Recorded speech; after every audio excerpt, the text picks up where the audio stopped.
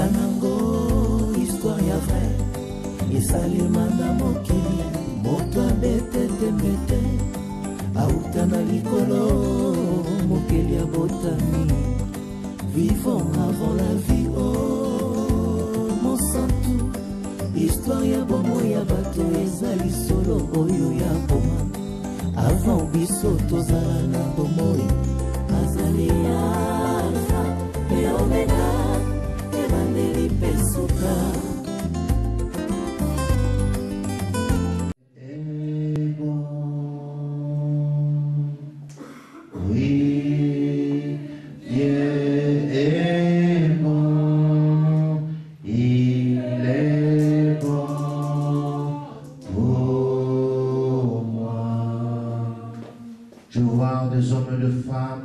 Qui reconnaissent au fond de que Dieu est bon, qui reconnaissent au fond de que je suis là, c'est parce que Dieu le veut, qui reconnaissent au fond de que si je respire maintenant, c'est parce que Dieu a décidé. Je veux voir des hommes et des femmes élever leur voix et adorer ce Dieu. Adore Dieu par rapport à la parole que Dieu va déposer dans ton cœur. Adore-le par sa bonté, adore-le par sa miséricorde. Adore-le pour le pardon que Dieu a reçu ce matin. Nous adorons tous le Seigneur, nous prions au nom de Jésus-Christ. Gloire à toi, Éternel, parce que tu es bon. Dieu merveilleux, Éternel des armées. Tu es extraordinaire, Éternel, ô Dieu tout-puissant. Le Dieu de bonté et de miséricorde, Éternel Père. Cette nuit, Seigneur, nous dormions comme des morts, Éternel, mais toi, tu nous as réveillés. Tu nous as accordé la grâce, la joie dans le cœur, Seigneur, de venir dans ce lieu pour pouvoir t'adorer, Éternel. Et disons merci. Merci parce que tu es bon. Merci parce que tu es merveilleux. Merci parce que tu es le tout-puissant, Éternel. Tu es bon, Éternel, les amours, Dieu de grâce. Tu es bon, notre Père. Tu es bon, Éternel. Que la gloire, la louange, l'adoration te soient rendues. Parce que tu es bon, Éternel. Oh, alléluia. Gloire à toi, Seigneur. Gloire à toi, Éternel. Est-ce qu'il y a des hommes et des femmes ici qui peuvent dire merci à Dieu pour le combat? Les combats que Dieu a combattu cette nuit, les combats que Dieu a combattu pour ta vie, pour ta maison, pour ta famille. Est-ce que tu peux simplement lui dire merci, Seigneur, parce que toi tu as combattu. Et moi je vais chanter la louange de la victoire. Nous prions au nom de Jésus-Christ.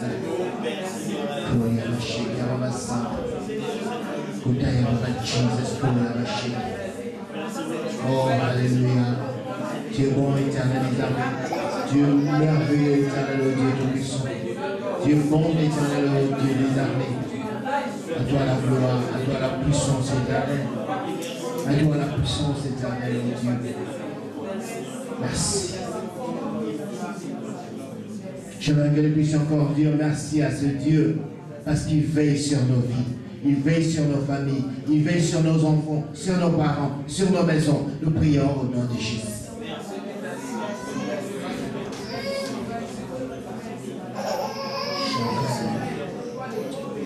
Gloire à toi, éternel. Seigneur Dieu Tout-Puissant. Gloire à toi, Jésus. Éternel Dieu merveilleux, éternel Dieu bon, Dieu grand, éternel. Nous voulons te dire merci parce que tu es notre Père. Nous voulons te dire merci, Seigneur, oh Dieu, à cause de ta miséricorde. À cause, Seigneur, de ta bonté, éternel, oh Dieu. Tu n'as pas regardé nos péchés, mais toi, tu nous as pardonné. Tu as effacé cela, Seigneur, oh Dieu. Tu nous as lavé par ton sang, éternel des armées. Ce matin, tu nous as réveillés et tu nous as accordé la grâce, Seigneur, d'être ici pour écouter cette parole qui sauve, cette parole qui change, éternel, cette parole qui donne la vie, éternel des armées. Sois béni, sois glorifié, éternel, et sois élevé parce que tu es digne d'être béni. Seigneur, je prie maintenant au nom de Jésus-Christ que toi tu nous parles, éternel, parce que ta parole bénit, ta parole guérit, ta parole accorde, Seigneur, au Dieu la grâce, ta parole, Seigneur, pardonne, éternel. Voilà pourquoi nous voulons, Seigneur, que toi tu nous parles, éternel, et que ta parole change quelque chose dans notre vie. Nous te bénissons, éternel. Nous sommes venus vides, éternel des armées. Nous sommes venus remplis de soucis, éternel. Nous avons des problèmes, mon Dieu, mon roi. Mais ta parole, oh Dieu, ta parole que tu envoies, la Bible dit que ta parole guérit, ta parole sauve, ta parole accorde la joie. Laisse que la joie inonde nos cœurs maintenant. Laisse que la paix du Saint-Esprit inonde nos cœurs, éternel. Et que nous soyons disposés à écouter cette parole. sois béni. Dans le nom puissant de Jésus-Christ. Amen. Amen. Alléluia. Amen. Je vous salue au nom de Jésus. Que Dieu soit loué, que Dieu soit béni. Alléluia. Bien-aimés dans le Seigneur, nous avons parlé ici, je vais poser la question, pourquoi est-ce que nous venons à l'église? Alléluia. Pourquoi est-ce que les hommes, les femmes se déplacent? Pourquoi est-ce que nous venons à l'église alors que les autres restent à la maison? Nous venons à l'église. Pourquoi? C'est parce que simplement nous voulons chercher la face de Dieu. Alléluia. Amen. Nous avons vu que Marie et Joseph, le parent de Jésus, qui partaient avec Jésus à Jérusalem comme d'habitude. Alléluia. C'est pour ça que je dis ceci aux chrétiens. Ne viens pas à l'église par habitude. Alléluia.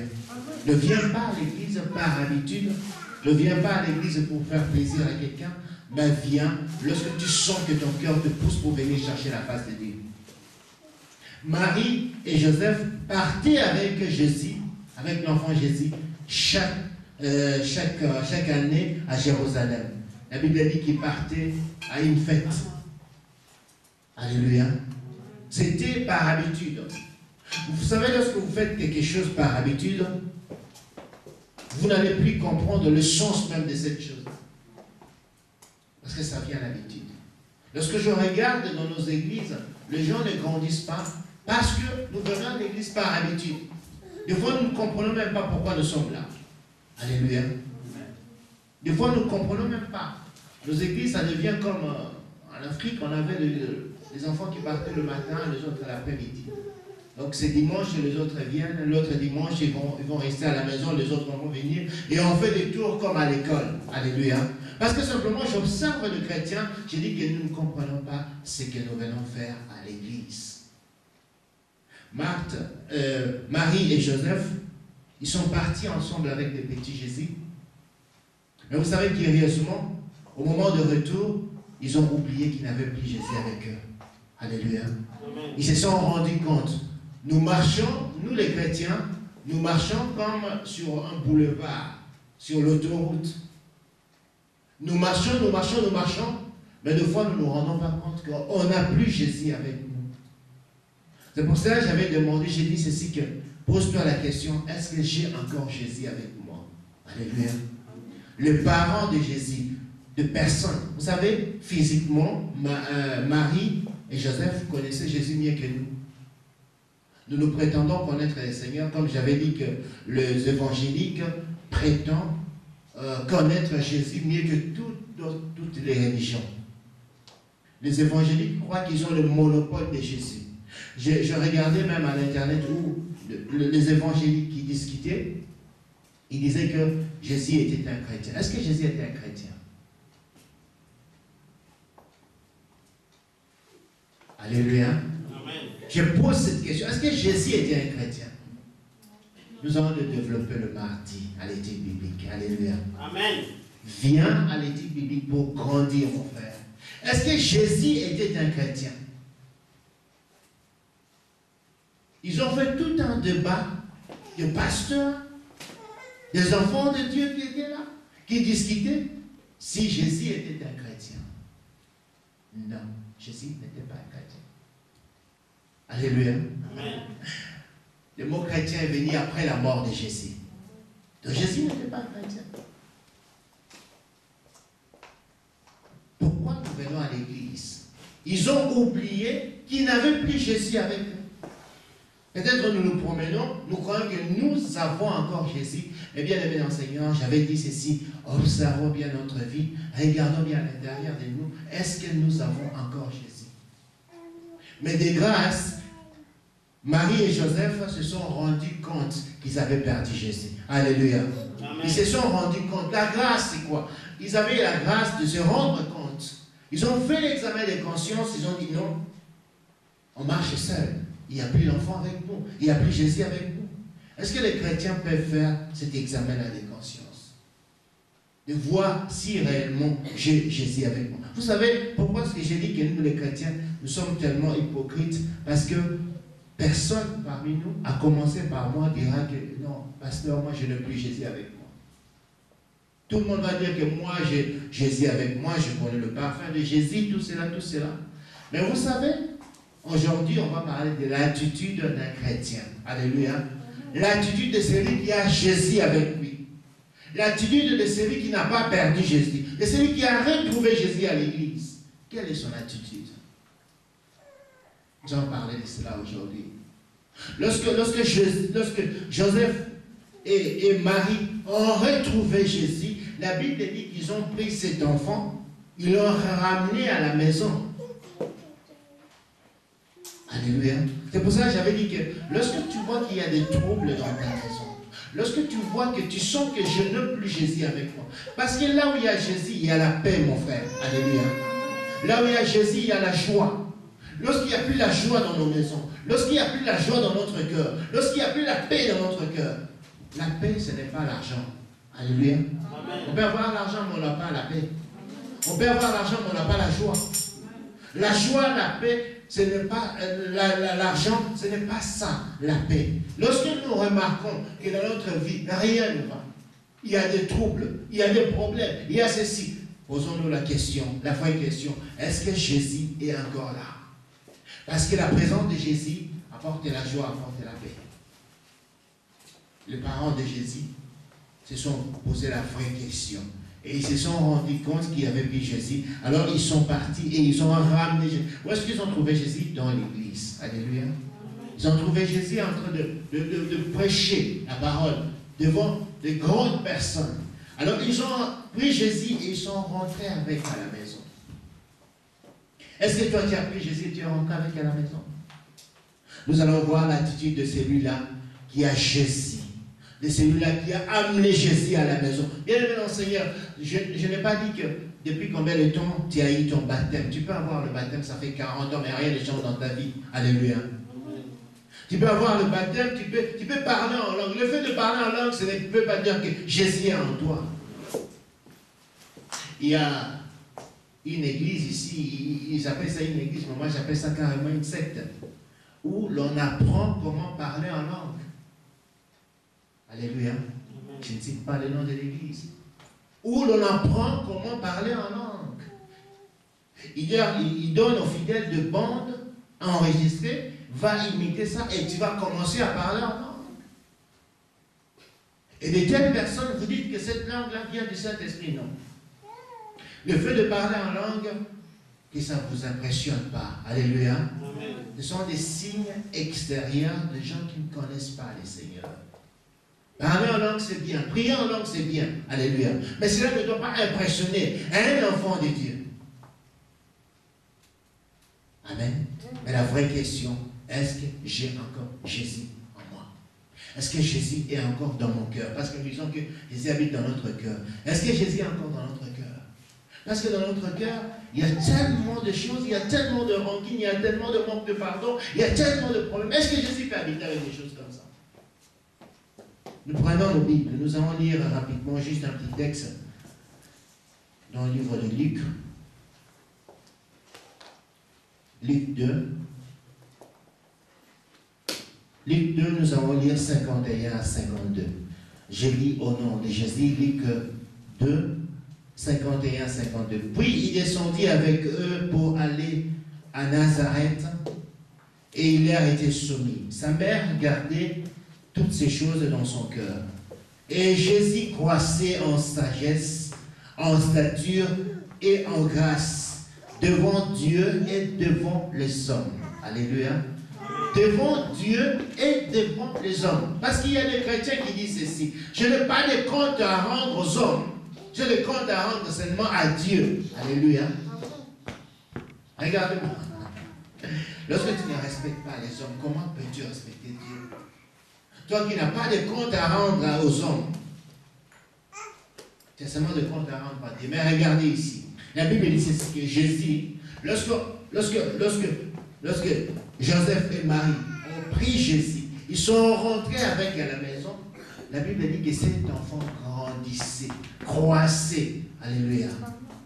Or, Paul dit ici que nous devons être les imitateurs de Jésus. devons imiter Jésus. Cela veut dire quoi? Là où Jésus est, nous devons voir ces trois choses. C'est ça l'attitude d'un chrétien. Alléluia. L'attitude d'un chrétien. La Bible dit ceci que Jésus grandissait en sagesse, en stature et en grâce devant Dieu et devant les hommes. Alléluia. Qu'est-ce que nous voulons? Nous voulons que les hommes nous applaudissent. C'est malheureux. Alléluia. Parce que lorsque il y a des personnes qui veulent que les hommes les applaudissent, mais pas Dieu. Or, la Bible nous dit ceci, que c'est le témoignage de Dieu qui prime. Parce que les hommes voient l'extérieur. Alléluia. Amen. Vous savez, ici, on adore, on loue, on élève de voleurs, de gens qui ont de mauvaises réputations. Ce sont de telles personnes qu'on acclame. Mais lorsque toi, tu as Jésus, on ne t'aime pas. C'est triste. Quelle est l'attitude de celui qui a retrouvé Jésus à l'église? Quelle est l'attitude? Bien-aimé dans le Seigneur, voilà pourquoi j'ai dit ceci, que nos églises deviennent des clubs d'amis. Parce que normalement, une église, c'est quelque part où on ramasse. Parce que moi, on m'a ramassé. Alléluia. On ramasse de brigands, on ramasse de voleurs, on ramasse de gens de mauvaise vie. On les amène à l'église, ils trouvent Jésus et ils changent. Mais maintenant, il n'y a pas de changement dans nos églises. Pourquoi? Parce que nous-mêmes qui sommes là. Alléluia. Nous qui sommes là. Est-ce que les gens peuvent voir cette attitude-là, que cette personne prie, cette personne a Jésus? C'est ça le problème. Si nous qui fréquentons les églises, nous qui disons aux autres que nous sommes des chrétiens, le mot chrétien veut dire celui qui vit comme Jésus, celui qui parle comme Jésus, celui qui imite Jésus. Vous savez, c'est pour ça que j'ai dit que Jésus n'était pas un chrétien. Après la mort de Jésus, écoutez-moi bien, après la mort de Jésus, les disciples, alléluia, ont commencé à travailler et leur attitude, leur façon de vivre ont tellement frappé les gens là où ils partaient prêcher, que les gens ont dit, est-ce que c'est Christ? Mais Jésus a été tué, Jésus a été enterré. Alors certaines personnes ont dit, non. On doit trouver un nom spécial pour ces gens. Parce qu'ils sont différents de nous. Le mot chrétien veut dire simplement une personne qui est différente. Alléluia. Amen. Est-ce que toi tu es différent des autres? Tu parles comme les Anversois. Tu critiques comme les Anversois. Est-ce qu'on peut voir en nous que cette personne a Jésus avec lui? Alors les gens se sont réunis et ils ont dit que non, nous allons trouver un nom spécial pour cette personne parce qu'ils sont extraordinaires. Ils ne sont pas comme nous, ils ne parlent pas comme nous, ils ne s'habillent pas comme nous, ils ne marchent pas comme nous. Voilà, là on a pris le mot chrétien. Alors on a collé cela aux gens qui connaissent le Seigneur. Alléluia. Les gens qui ont donné leur vie à Jésus. J'aime ce que le pasteur Obaker avait dit un jour. Il a dit que le nom chrétien n'a plus de sens. Les gens croient que lorsque quelqu'un vient de se convertir aujourd'hui, il porte le nom chrétien. Non. Alléluia. Amen. Lorsque quelqu'un se convertit aujourd'hui, il porte le nom chrétien. Voilà pourquoi le nom chrétien n'a plus de sens. Est-ce que quelqu'un qui vient de se convertir maintenant, quelqu'un qu'on a ramassé avec toute la saleté du monde, qui vient à l'église aujourd'hui, qui donne sa vie à Jésus aujourd'hui, est-ce que cette personne va être transformée? Non. Alléluia. Amen. Alors nous, on appelle chrétiens comme ça. Il y a tant de gens, comme le pasteur Obaker a dit, que pour que le mot chrétien puisse avoir au moins un sens maintenant, c'est pour cela qu'il y a des chrétiens évangéliques, chrétiens catholiques. Donc il prend le mot catholique, il soute ça avec le nom chrétien. Évangélique, tellement que nos églises sont pourries, ils soutent cela avec le nom chrétien. Chrétien, si c'est quoi, baptiste, chrétien comme ça, chrétien pentecôtiste, chrétien protestant. Or, le vrai chrétien, je crois qu'il n'existe plus. Alléluia. Voilà pourquoi nous essayons un peu de soutenir cela avec des mots comme catholique, comme ceci, comme ceci, comme ceci. Quelle est l'attitude de celui qui a amené Jésus à la maison? De celui qui vit avec Jésus, de celui qui est digne d'être appelé chrétien. Quelle est son attitude? La Bible dit ceci, que lorsqu'on a amené Jésus à la maison, il croissait. Croître, c'est quoi? C'est grandir. Alléluia. De jour en jour, on voit des transformations dans la vie de cette personne. Comme notre bébé qui est là, après une année, vous allez voir qu'il commence à grandir, à obtenir, il change de taille, il change même de la concurrence. Alléluia. Tout son corps commence à changer, commence à grandir. Mais nous, depuis que nous connaissons le Seigneur, n'ayons pas honte. Ça fait combien de temps qu'il a été baptisé? Moi, ça fait 20 ans. 20 ans que j'ai été baptisé. Donc, cela veut dire si un enfant qui part à l'école, un enfant qui étudie bien à l'école sans échouer, un enfant de 20 ans est maintenant en deuxième graduat. Alléluia. Hein? Vous m'écoutez ou pas? Amen. Un enfant de 20 ans qui n'a pas échoué, qui étudie bien, est maintenant en deuxième. Donc cela veut dire quoi? Cette personne est adulte. Cette personne se comporte comme quelqu'un devant les gens. Et imaginez qu'il y a quelqu'un de 20 ans qui se comporte encore comme un enfant de 1 mois. C'est ce que nous vivons. Alléluia. Moi, ça fait 20 ans, ça fait 30 ans que je connais le Seigneur. Est-ce que tu reflètes cela? Est-ce que les gens voient cela? La Bible, ce sont de dire que je n'ai pas de comptes à rendre aux hommes, j'ai des comptes à rendre à Dieu. Non, mon frère.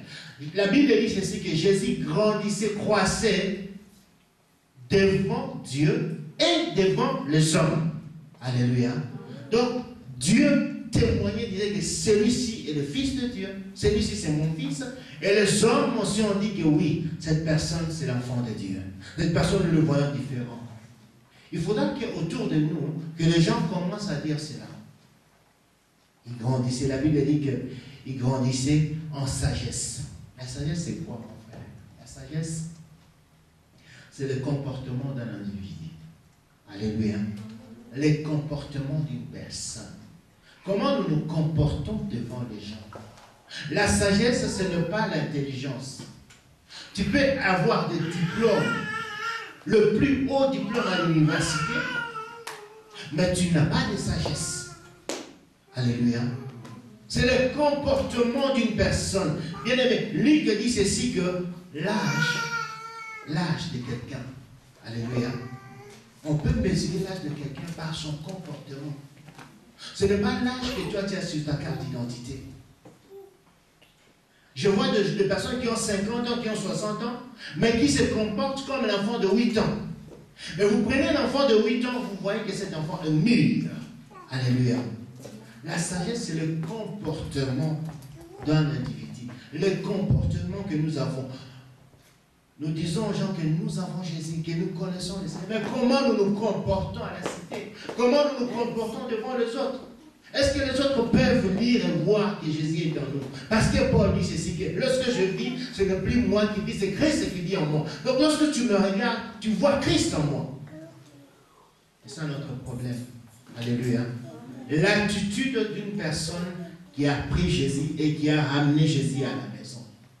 L'attitude d'une personne qui a pris Jésus et qui a mis Jésus dans son cœur. Cette personne doit grandir, croître. Chaque jour, on doit remarquer qu'il y a la sagesse en cette personne. Alléluia. Il y a la sagesse en cette personne. Voilà pourquoi David dit ceci, Seigneur, mets une garde dans ma bouche. Pourquoi? Parce que notre bouche nous pousse à pécher beaucoup. Alléluia.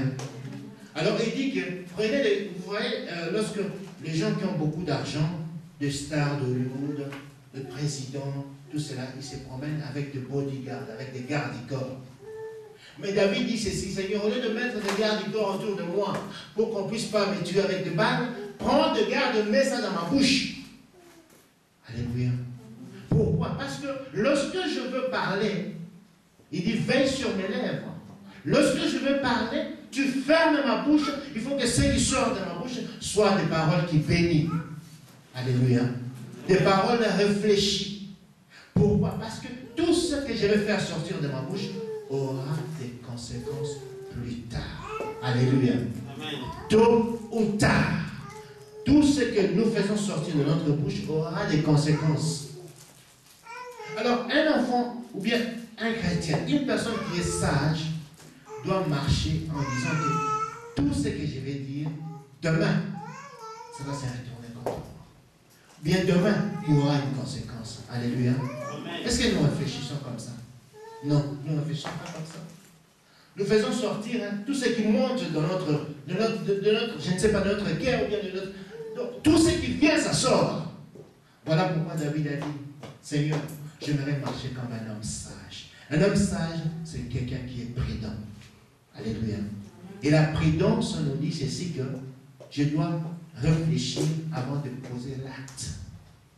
Ce que je fais, la manière que je suis en train de vivre, ce que je dis, demain, comment ça sera interprété. Alléluia. Voilà pourquoi vous voyez dans le gouvernement. Prenez par exemple le gouvernement français. Tous les ministres ne peuvent pas parler. Donc, après la réunion, il y a un homme, bien une personne qu'on prend, et qu'on le charge de pouvoir parler à la place de tous les ministres. On appelle celui-là porte-parole. Alléluia. Parce que la bouche d'un enfant de Dieu, écoute-moi, toi tu te minimises, tu laisses sortir n'importe quoi dans ta bouche, tu laisses sortir la légèreté, tu laisses sortir de paroles qui blessent les autres. Laisse-moi te dire ceci, la bouche d'un enfant de Dieu, c'est ce qu'on appelle la bouche autorisée. Alléluia. La bouche autorisée, c'est la bouche de porte-parole. Donc ça veut dire, après une réunion, tout le monde dit que c'est toi qui vas parler à notre place. Donc tu as une bouche autorisée. Ne laisse pas le diable utiliser ta bouche pour dire n'importe quoi. La sagesse, ça demande la prudence. Alléluia. Je dois être prudent. Prudent par rapport à ce que je vais dire. Par rapport à ce qui sort de ma bouche. Par rapport à mon comportement. Comment je me comporte par rapport aux autres. La Bible dit qu'il grandissait, il croissait. Je ne dis pas qu'aujourd'hui même tu vas changer. Alléluia. Vous savez, le problème avec nous les chrétiens, les hypocrites, ils sont comme ça. Si par exemple on dit que la boisson ce n'est pas bien aujourd'hui, ne prends pas des décisions. Alléluia. Parce que tes décisions, ce sont des décisions irréfléchies. Ne prends pas tes décisions lorsque tu n'as pas encore réfléchi. Un enfant de Dieu, celui qui est sage, pèse même la décision qu'il va prendre. Parce qu'il sait que la décision qu'il va prendre aura des conséquences plus tard. Alléluia. Pèse! C'est là. Ne prends pas des décisions lorsque tu es en colère. Ne prends pas des décisions à la légère. Parce que cela engage ta vie. Ce qui sortira de ta bouche, c'est une signature. Alléluia. Les hommes d'affaires, ils disent comme ça. Ma parole, c'est ma signature. Or, la signature reste. La signature reste. Voilà pourquoi les gens nous qualifient de farceurs inutilement. Lorsque, par exemple, je ne sais pas quelle mouche t'a piqué ou bien comment, tu viens, tu me vois, hey, pasteur, demain je vais te donner 100 €. Après, la fuite de Mahomet. Vous n'allez plus voir cette personne à l'église. Alléluia. Amen. Parce que tu as pris une décision irréfléchie. On ne t'a pas poussé. Mais par quel sentiment, je ne sais pas quoi, tu as décidé. Bien aimé, ayons la sagesse. La Bible dit que celui qui n'est pas sage demande cela à Dieu. C'est Dieu qui accorde la sagesse. Alléluia.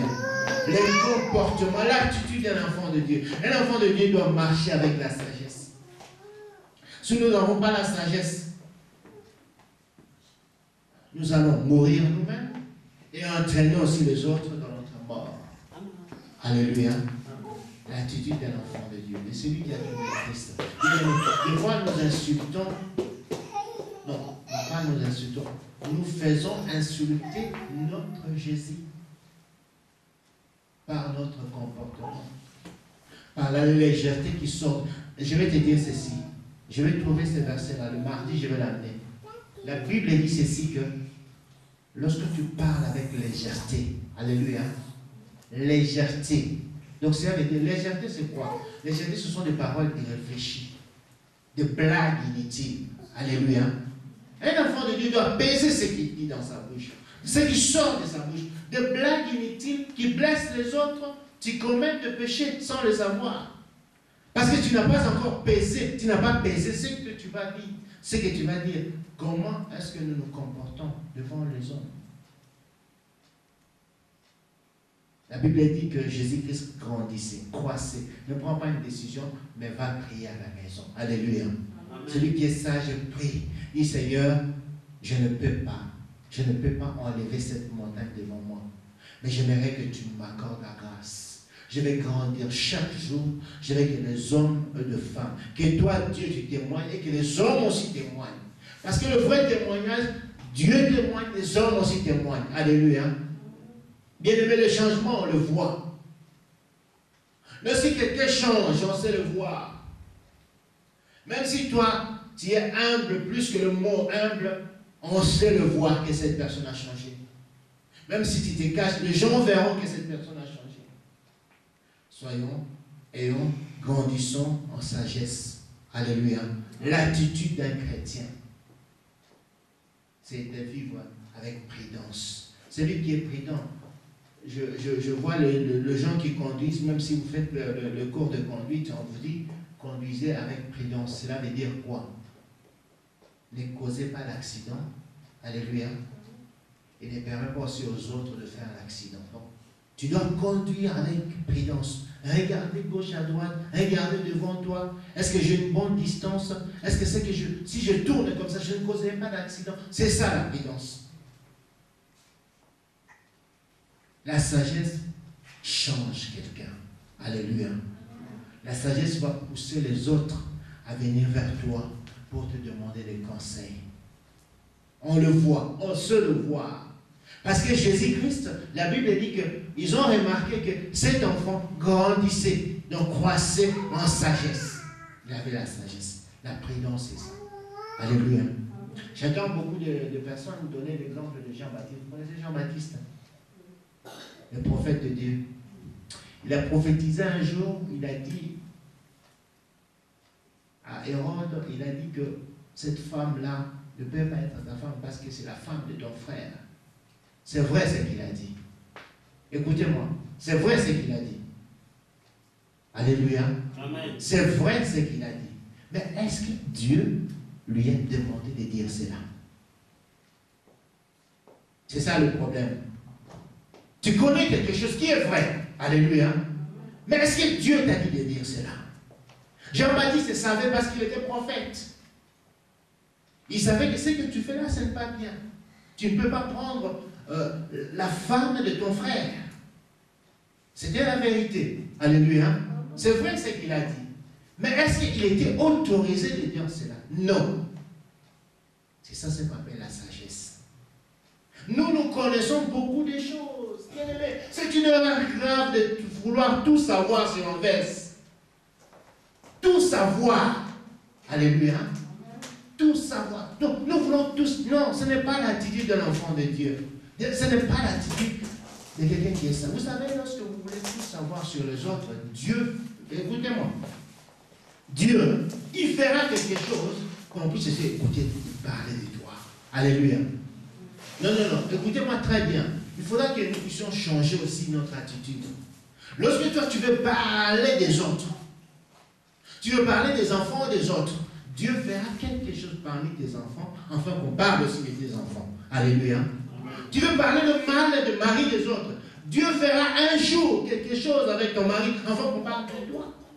L'attitude de la sagesse, bien-aimé dans le Seigneur. Il était un prophète, mais il a oublié que je suis une bouche autorisée. Une bouche autorisée ne parle pas n'importe comment si on ne l'autorise pas. Alléluia. Il y a beaucoup de choses comme ça. Tu sais, oui, c'est vrai. Ce que tu connais, c'est la vérité. Mais qui t'a autorisé de parler? Parce que, regardez maintenant, les conséquences, ce n'est pas Dieu. Alléluia. Ce n'est pas tombé sur Dieu, c'est tombé sur Jean-Baptiste. Vous savez ce qu'on a fait? On l'a décapité. À cause de la vérité. Alléluia. C'est pour cela que le français dit ceci. Des fois, les adages aussi, c'est vrai. Hein? Le français dit ceci, que toute vérité n'est pas bonne à dire. Alléluia. Et je connais, je le vis. Qui t'a autorisé? La sagesse bien-aimée dans le Seigneur. Alléluia. Vous savez, il y avait un homme de Dieu dans une église il est tombé. Donc il a embrassé une sœur à l'église. Et cet homme a reconnu, écoutez-moi la sagesse. Cet homme a reconnu l'erreur. Le problème c'était au niveau de diacre. Il a demandé, il a dit, ok, j'ai commis une erreur, vous pouvez me sanctionner, je ne veux plus prêcher tout cela. Les diacres, tout le monde était d'accord. Mais sa femme n'avait pas la sagesse. Alléluia. Au début, sa femme a dit non, ça va, ok, c'était un accident, Mais lorsque monsieur le diable est venu visiter cette femme, c'est elle maintenant qui commençait à monter. Et après, vous savez ce qui s'est passé? L'église, alléluia. Et le pasteur a dit, ok, comme toi tu es cherché maintenant, je vais prendre cette femme. Parce que c'était comme ça. Il a pris cette femme et elle maintenant, elle se retrouve où? Seule. Alléluia. L'église, tac. On l'appelle plus maman pasteur. Grade, boum. Alléluia. Manque de sagesse. Un problème qu'on peut résoudre. Tu peux résoudre ça, c'est fini. Alléluia. Quelqu'un qui reconnaît ses fautes. Mais toi, tu veux passer la colère avant. Bien-aimé, ne prends pas la décision avec une colère. Ce n'est pas l'attitude de la sagesse. Alléluia. Ce n'est pas l'attitude de la sagesse. Quelqu'un qui est sage pèse tout d'abord le pour et le contre. Ah oui, c'est mon mari. Il est pasteur. Je vois aussi ta réputation. Voilà quelqu'un qui est sage. Alléluia. Mais lorsqu'on n'a pas la sagesse, Dieu qui est pour moi, ce n'est pas mon problème. C'est ce que la femme de président français a fait. C'est vraiment nul. Alléluia. Quelle attitude de vengeance. Parce qu'on l'a mis de côté. C'est vraiment complètement nul. Pourquoi? Parce que ça touche et la personnalité du président et sa réputation. Qu'est-ce que tu gagnes maintenant? Qu'est-ce que tu gagnes maintenant? Maintenant, cette femme est devenue impopulaire. Tout le monde a les tests maintenant. La sagesse demande que je dois réfléchir par rapport à ce que je fais, par rapport à ce que je dois dire. Alléluia. Je dis toujours ceci, mon frère, même si tu connais la vérité, ne tombe pas comme Jean-Baptiste. Il connaissait, c'était la vérité, mais il n'était pas autorisé. Si Dieu t'autorise de dire quelque chose, Dieu va te protéger. Alléluia. Si c'est Dieu. Vous savez, en tant que serviteur de Dieu, même pas serviteur de Dieu, mais si tu as la grâce de Dieu, Dieu peut commencer à te montrer beaucoup de choses ici. Alléluia. Il te montre, il te montre, il te montre. Mais Dieu ne te dit pas de lui dire. Donc la sagesse dit que je dois me taire. Alléluia. Mais toi, lorsque tu vois quelque chose, pour que les gens voient que oui, elle voit, elle est prophétesse, il est prophète, tu commences à dire, voilà pourquoi la plupart de nos prophètes qui brillent tombent facilement, pouf. Vous savez pourquoi? Parce que Dieu ne les autorise pas. La sagesse demande la prudence. Alléluia. On doit grandir en ça. Les gens doivent voir cela, doivent voir. Vous savez, la sagesse, même lorsque quelqu'un parle avec toi, il saura que cette personne est sage. Alléluia. Même si quelqu'un parle avec toi, il saura que cette personne est sage. Parce que tu sais peser tes mots, tu sais dire, si je dis ça. Donc ça va provoquer ça. Si je dis ça va provoquer ça. Demandons cela à Dieu. C'est très important. Il faut grandir en sagesse. C'est ça l'attitude de celui qui a Jésus avec lui. Sinon les gens vont insulter ou bien bafouer ton Jésus.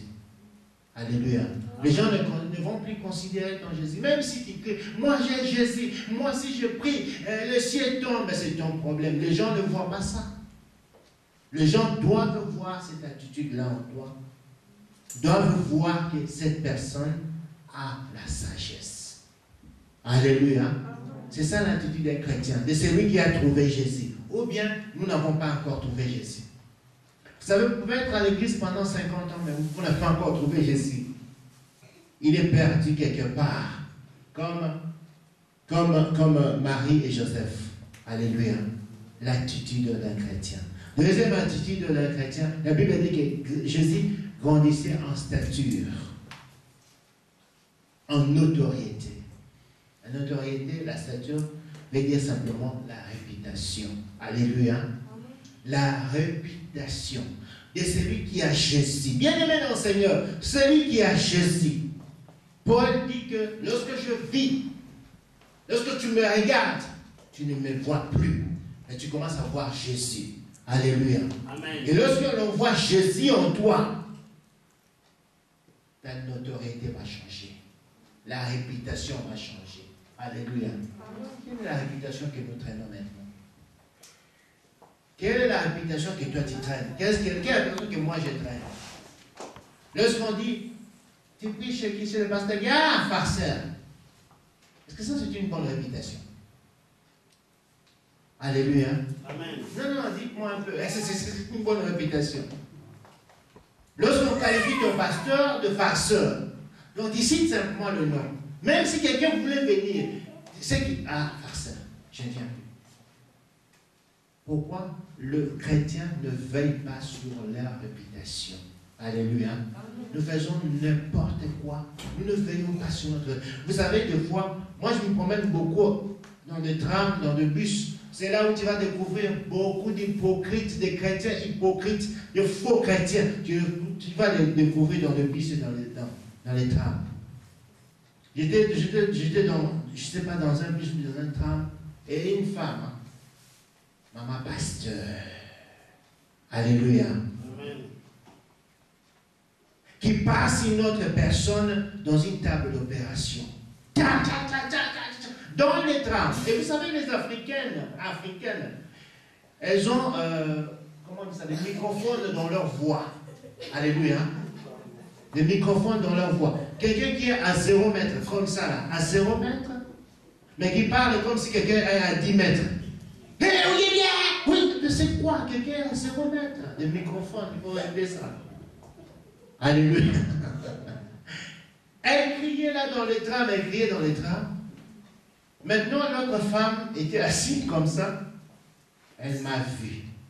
Commençait à lui signaler. Mais elle était déjà dans l'autoroute. Elle parle, mais l'autre ne répondait pas parce qu'elle m'a regardé comme ça.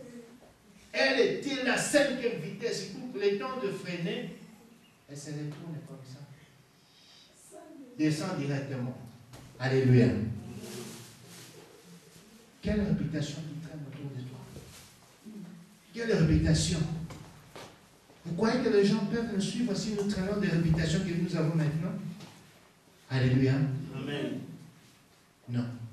Jésus-Christ, la Bible dit qu'il grandissait en stature. Donc chaque jour, notre réputation doit changer. C'est pour cela que Jésus-Christ n'a pas hésité à demander aux disciples et leur a dit, qu'est-ce que les gens disent de moi? Alléluia. Aucun chrétien bien-aimé, à commencer par moi, personne ne peut faire cet examen-là.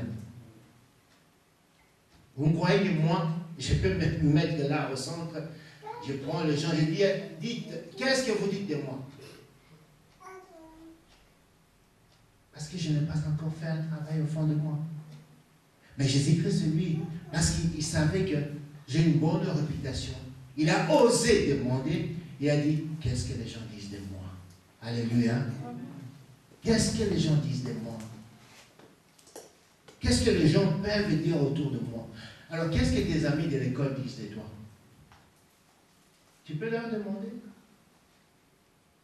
Qu'est-ce que tes amis du travail qui passent 8 heures du temps avec toi disent de toi? Est-ce qu'ils voient Jésus en toi? Vous savez, il y avait... Je peux dire ça parce que la personne n'est pas là aujourd'hui. Alléluia. On a invité quelqu'un qui est venu à l'église, après le culte, il voit une personne de notre église, il dit, ah, lui aussi il prie ici.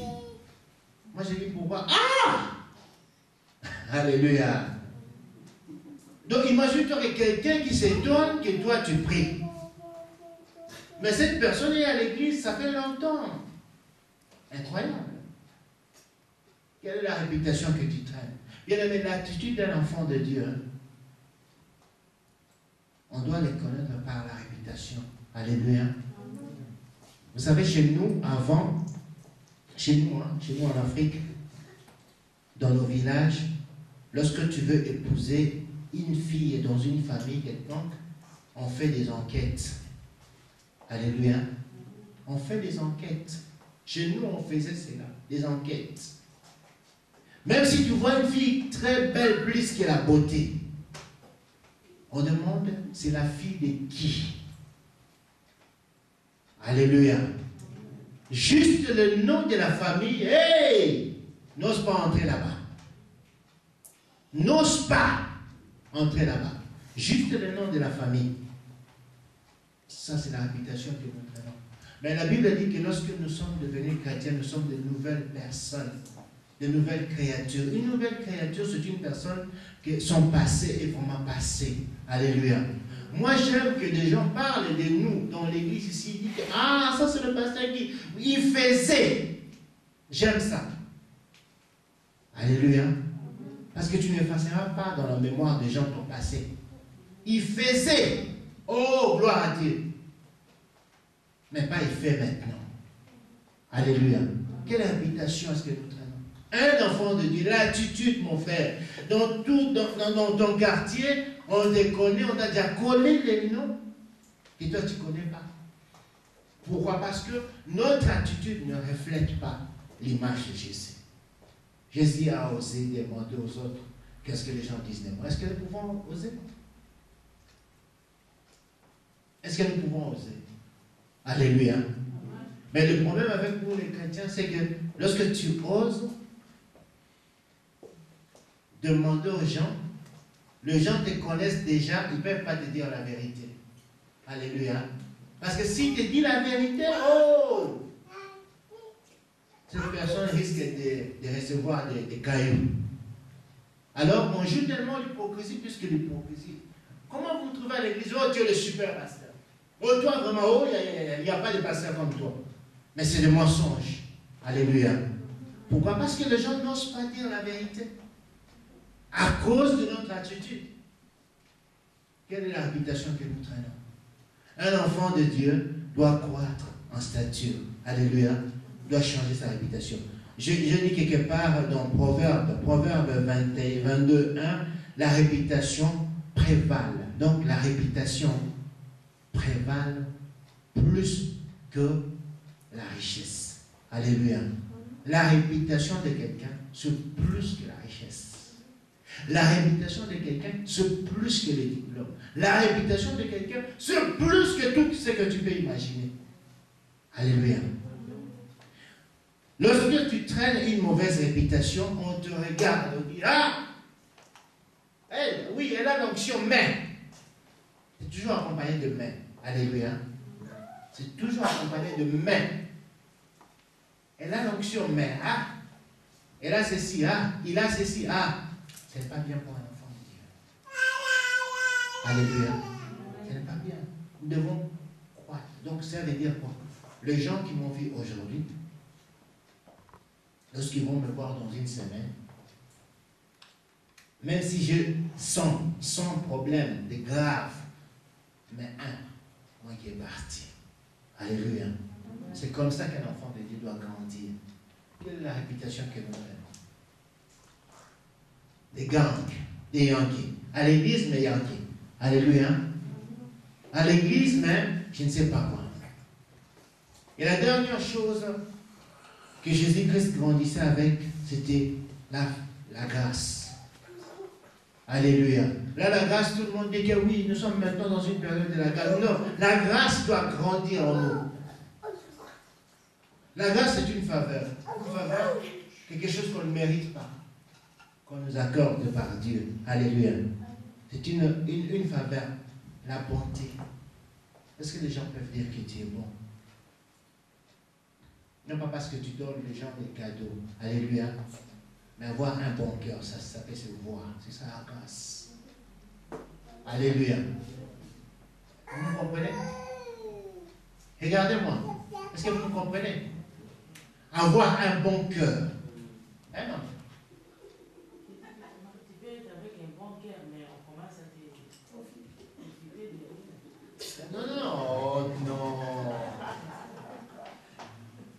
profiter des données. Non, non, non, je ne parle pas ça.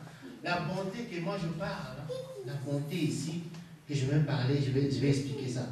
La faveur de Dieu sur une personne. Le bon cœur, c'est quoi?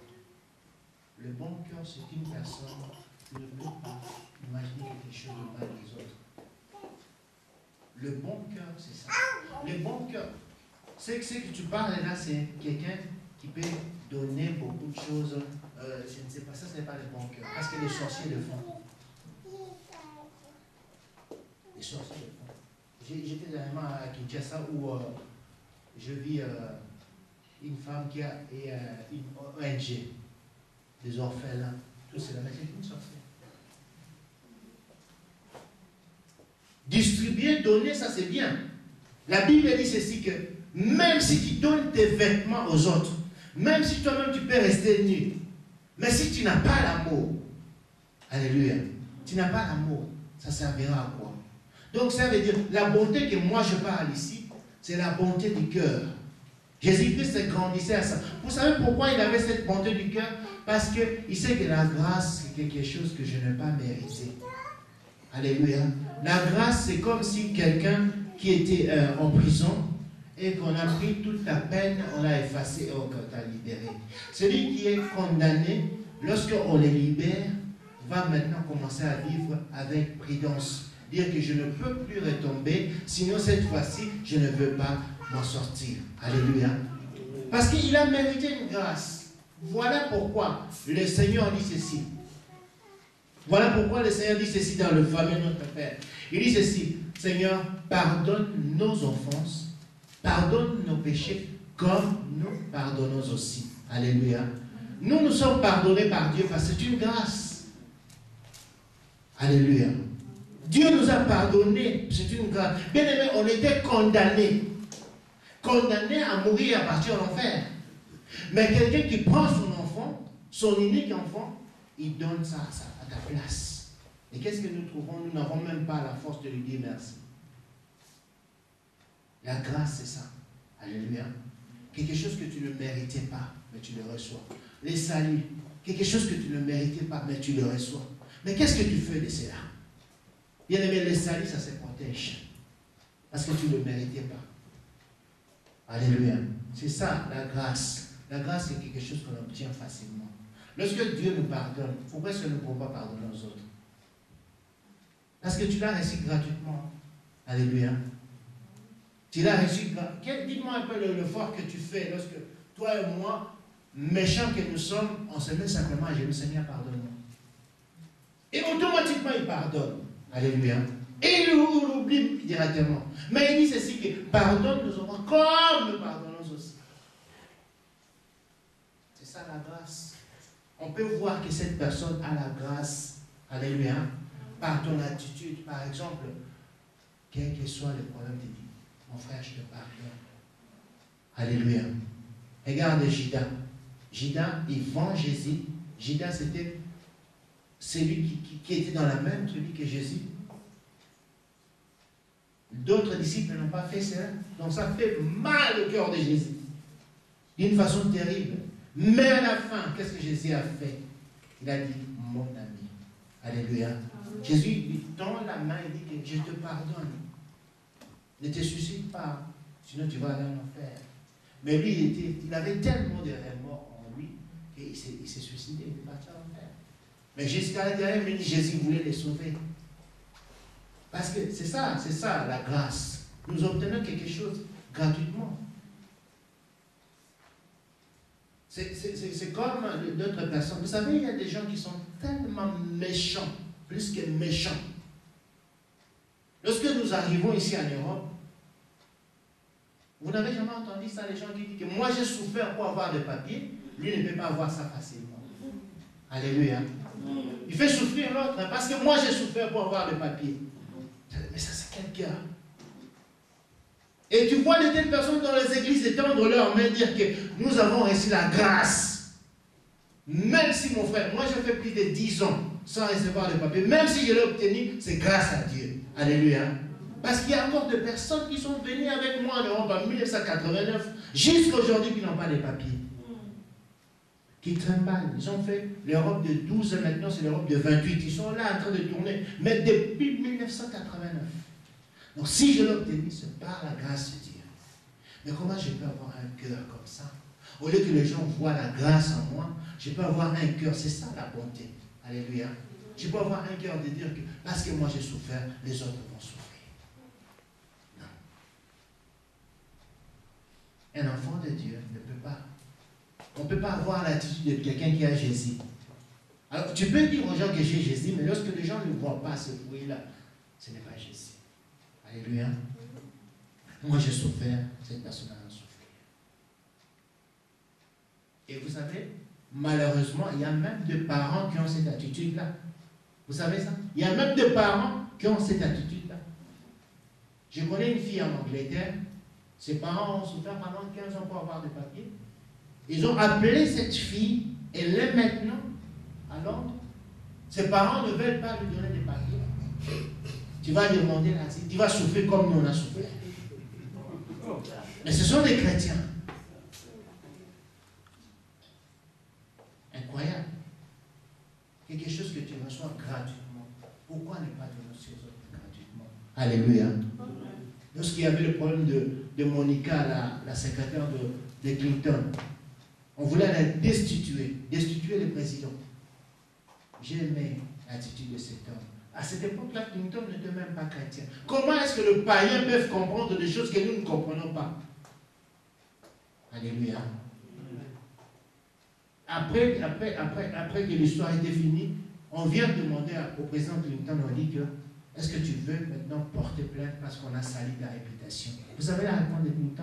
Même pas un chrétien peut répondre comme ça. Même pas moi, les pasteurs. Il a dit ceci, il a dit que quelqu'un qui demande pardon doit savoir pardonner. Alléluia. Parce que moi, je demandais pardon aux Américains, je dois savoir pardonner. Est-ce qu'il y a des chrétiens qui peuvent dire ça? Non, les chrétiens, lorsqu'ils ont l'occasion de tuer, ils tuent. Mais les gens ne voient pas Jésus en nous. Il y a ces trois attitudes-là qu'ils devront voir. La sagesse, la prudence, savoir me contrôler. Alléluia. Amen. Savoir veiller sur ma réputation. Bien aimé, la réputation, c'est une bombe à retardement dans ta vie. Si tu ne veilles pas sur ta réputation, tout ce que tu peux faire. Vous l'avez jamais vu? Quelqu'un bien habillé, bien parfumé, et tu passes des gens qui font comme ça. La réputation, ça te suit. C'est plus que le parfum. Les gens sont la réputation plus que le parfum. Alléluia. Et la troisième chose, veille sur la grâce que tu as. La grâce, c'est quelque chose de gratuit. C'est par la grâce de Dieu que nous sommes sauvés. Alors veille sur ça. Lorsque tu reçois gratuitement, toi tu as reçu la parole de Dieu gratuitement. Alléluia. Peut-être Dieu a utilisé quelqu'un pour te parler. C'est Dieu qui a utilisé cette personne pour te parler. Tu étais là gratuitement. Alléluia. Moi j'étais là un jour, j'étais en train d'écouter la musique, en pleine musique, en train de boire l'alcool. Dieu touche une personne, il envoie cette personne. Alléluia. C'est une grâce. Pourquoi est-ce que Dieu n'a pas envoyé cette personne chez d'autres qui étaient ici en face? Des gens qui étaient peut-être plus bons que moi, plus beaux que moi, plus intelligents que moi. Alléluia. C'est une grâce. Tu es là, tu n'as même pas cherché Dieu. Alléluia. Hein? Tu n'as même pas cherché Dieu. Tu es dans une maison, en plus en train d'écouter la musique, de boire l'alcool. Dieu envoie une personne. Mais ça, c'est quelle grâce. Alléluia. Et alors, moi maintenant, je reçois comme ça. Pour donner aux autres, je commence à demander l'argent. Je vais prier pour toi, mais la dose de démon que tu as demande 1000 €. Alléluia. S'il y a un prophète comme ça à Kinshasa, plein de gens qui les suivent. Tu regardes le bon que toi tu as, ça demande 50 $. Tu donnes 50 $, il fait pour toi. Toi, ce que tu as, ça demande 200. Toi, ce que tu as. Et si tu donnes 1000, vraiment là, il prie pour toi avec onction. Je le reçois gratuitement. Alléluia. Pourquoi est-ce que je ne peux pas donner gratuitement? Tu as reçu la grâce gratuitement. Pourquoi est-ce que tu ne peux pas parler aux autres gratuitement? C'est comme ça que les gens verront que tu as vraiment la grâce de Dieu. La grâce de Dieu, bien aimé dans le Seigneur, les gens peuvent le voir lorsque tu le partages. C'est ça la bonté du cœur. Alléluia. Amen. La bonté du cœur te dira un jour, le moment où toi et moi on arrivera au point de dire que je ne veux pas voir les autres partir en enfer. C'est à ce moment-là que la grâce de Dieu va commencer à se manifester. Alléluia. C'est à ce moment-là, mon frère, où dans ton cœur tu dis que je ne veux pas voir d'autres partir en enfer. Tu sortiras ton argent, tu payes les tickets, tu vas aller suivre les autres. C'est à ce moment-là que la grâce de Dieu va commencer à se voir. Nous avons la grâce, mais nous le cachons. Les gens ne le voient pas. Mais la grâce de Jésus-Christ, les gens voyaient cela. Alléluia. Lorsqu'il marchait, tout le monde voyait que cette personne a la grâce de Dieu. Voilà pourquoi il opérait de miracles. Nous n'opérons plus de miracles parce que nous cachons cette grâce. C'est ça la bonté du cœur. D'avoir la peine de voir que les autres, pourquoi est-ce que l'autre ne vient pas payer? Pourquoi est-ce que l'autre n'est pas là aujourd'hui? Non, nous disons que c'est son problème. Ce n'est pas mon problème. Les salut est individuel. Nous ne comprenons même pas ce que signifie les salut est individuel. Alléluia. Ces trois choses, c'est très important dans notre vie. La sagesse, la réputation, alléluia. Et à la fin, ne joue pas avec la grâce que Dieu t'a accordée. Que mon Dieu vous bénisse.